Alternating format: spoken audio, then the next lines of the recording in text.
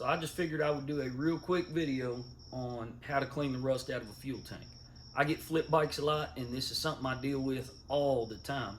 So when you get a flip bike, one that's been sitting for 5, 10, 15 years, I think this one sat for like 12 years, something like that.